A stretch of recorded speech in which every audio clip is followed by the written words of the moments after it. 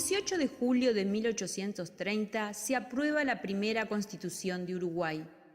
La Constitución es la norma jurídica fundamental de un Estado que establece su forma de gobierno, el vínculo del Estado con sus habitantes, define quiénes son sus ciudadanos y cuáles son sus derechos y deberes.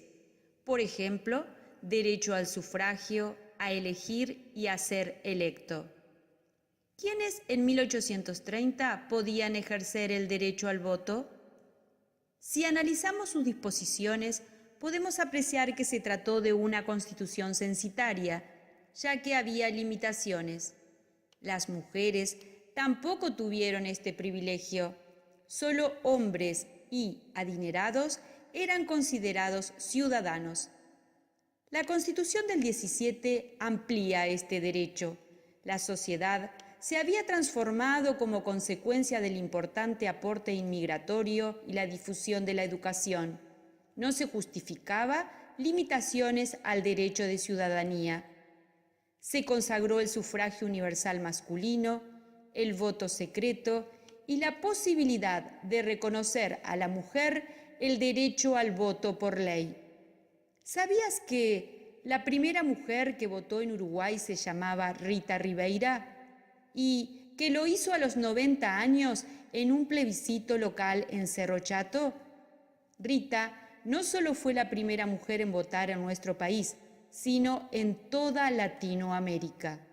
Fue el 3 de julio de 1927 cuando se llamó a los pobladores a las urnas para decidir a qué único departamento debía pertenecer Cerro Chato. Las mujeres tuvieron una participación importante, pero los resultados del plebiscito nunca fueron aceptados. Uruguay fue el primer país de América en permitir el derecho al voto femenino.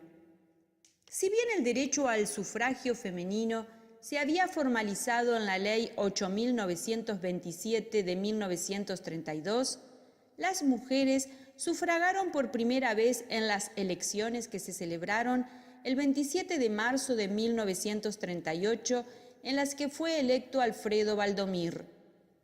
Fue el 11 de septiembre del año 1946 cuando se aprobó finalmente la Ley 10.783, que declaró la igualdad de los derechos entre los sexos.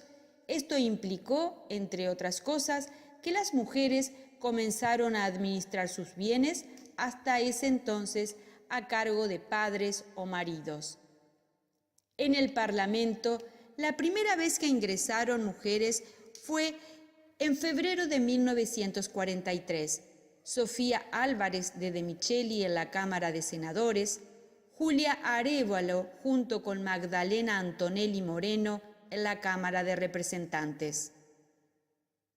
A pesar de que en este recorrido histórico vemos cómo, poco a poco, la situación de la mujer fue avanzando, todavía queda mucho por recorrer.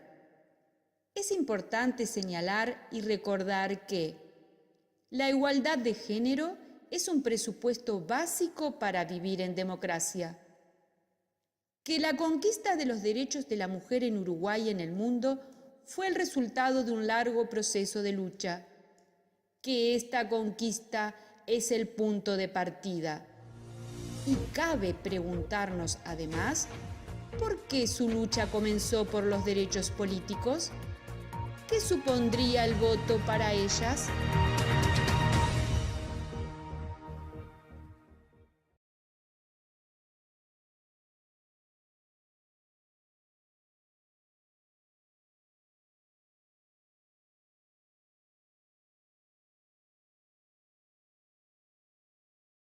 Created using Powtoon.